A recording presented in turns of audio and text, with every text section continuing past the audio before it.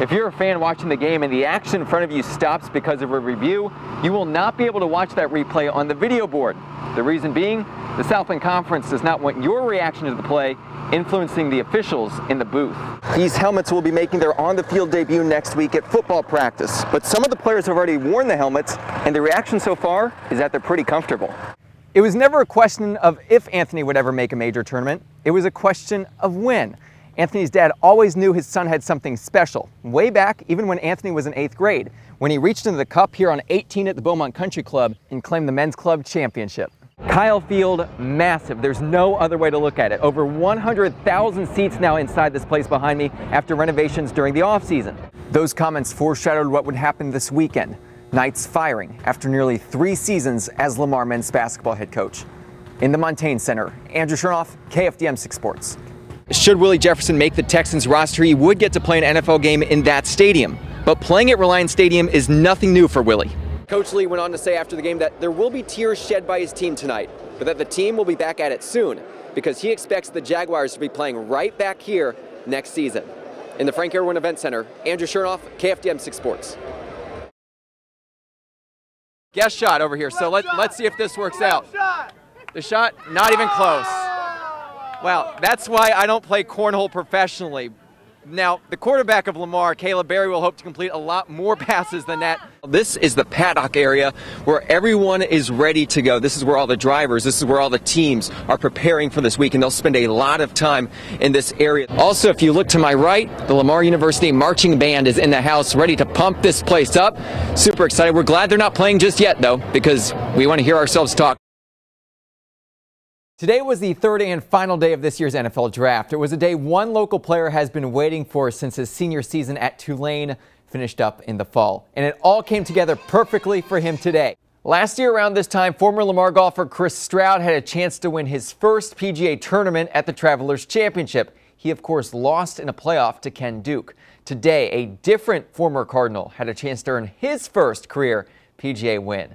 To Congressional Country Club, final round of the Quicken Loans National. On 2005 Lamar grad Sean Stepney has this putt to tie Justin Rose for the lead on the way and just falls into the cup. The 2 leaders tied at 5 under. Jump ahead to 18. Stepney with a birdie putt to win. Lamar fans holding their breath and oh so close. He would par the hole, which means Stepney is going to a sudden death playoff against Justin Rose. First hole of that playoff, the Cardinal alumnus has issues, has to shoot it out of the trees. He actually hits the ball too well because it travels too far, right into the drink. It was easy for Justin Rose from there, who would tap in for par. Rose wins the 2014 Quicken Loans National, beating Stepney in a 1-hole playoff. The good news, though, for Stepney, he qualifies for next month's Open Championship. Yesterday was the final day of the 2014 NFL Draft, and here to tell us his thoughts on it is a Super Bowl champion. Port Arthur native Bobby Leopold joins me now. Bobby won the Super Bowl in 1982 with the San Francisco 49ers. He also won the NCAA Football National Championship in 1977 with Notre Dame. Bobby, thanks for coming on the show. Yeah, thanks for having me, Andrew. Second quarter, 7-0 East, but the West has the ball until LCM's Caleb Harley picked off. Tamarcus Fontenot of West Orange Stark comes down with it and gives the ball back to the East All-Stars, and they take advantage. Ensuing drive, Nederland's Preston White hits PNG's Jeremiah Rose. Watch the moves, refusing to go down until he finds the end zone. It's time for a little celebration after that score because it was now 14-0 East All-Stars. The East gets the ball back soon thereafter, deep in West territory. Last play of the half, and we see the Mid-County rival connection again. White to Rose, both feet in. Touchdown as time expires in the first half. East All-Stars feeling good, 21-0 at the half.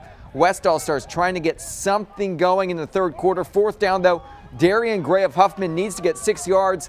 He does not. Charles Fentress of Woodville makes sure of that. It was all about the East tonight. It wins 21-7 over the West.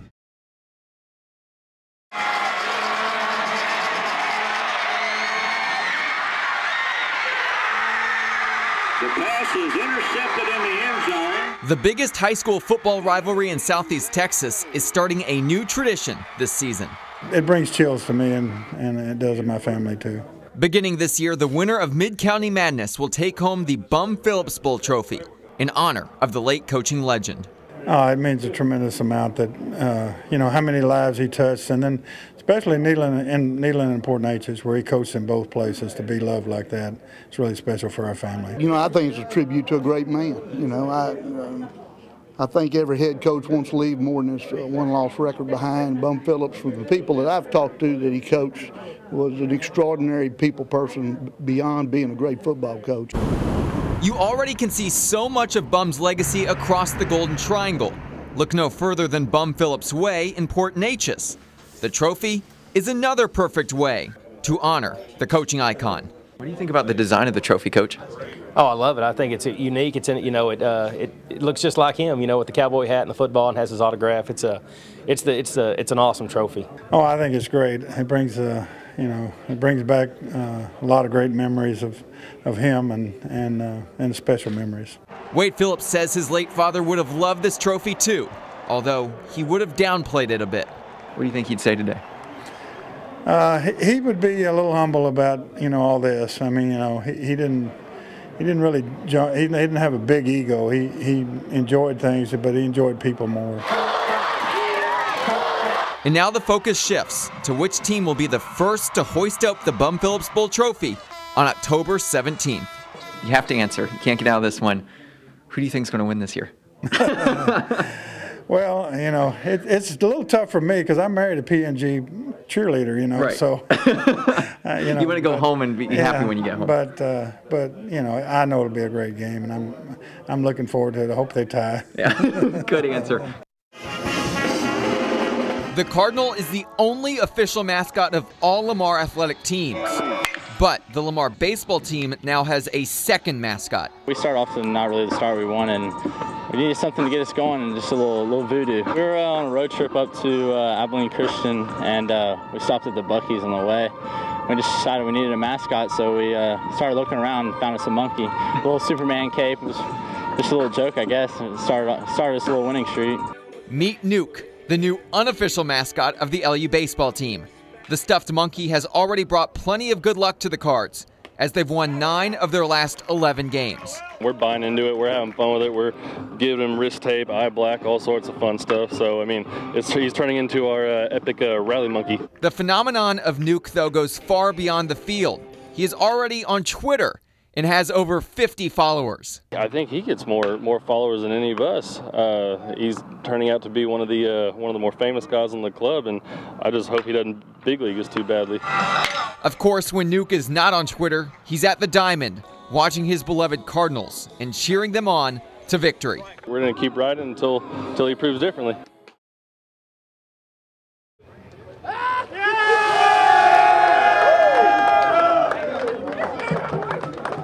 Okay, Coach, so how's it feel? It's cold, but it's a good cause. Good cause. This is a good thing we're doing. I'm glad you got us involved. Here, you get a hug. Oh no. You need to change shirts now. So you're back here in Southeast Texas. What's it like to come back home? It's definitely good. You know, it's you get to hear from a lot of people that you hadn't got to talk to or hear from since the last time we came here. You'll be a free agent after next season. Do you plan on being with the Thunder past that? Well, you know, I'm just taking it one step at a time. I'm going into my 12th season. So, you know, I'm really locked in. I'm going to worry about this season, and then next summer come, we'll just go from there. Oval specialist, road and street course specialist. If you guys were in a go-kart race, let's say right over there I saw some go-karts, who would win, Mike? I think it'd be pretty close. Yeah, Ed can make his car pretty wide when he wants to. So. Mike's a little bit lighter than me, so if we were in an underpowered cart, he'd probably have an edge. And Earl, you have a nice new look. You shaved it off, I think, at the end of training camp. How's that working out for you? They want me to model now, man. It's your sister, a track star at LSU, a fellow SEC school, rival of Alabama. Let's make that clear. Said roll tide after you made your announcement. Yes, roll tides. Has she heard it from her friends yet? She probably has when she got up there. She got up there yesterday, but I mean, like I said, she knows I made the right decision for me.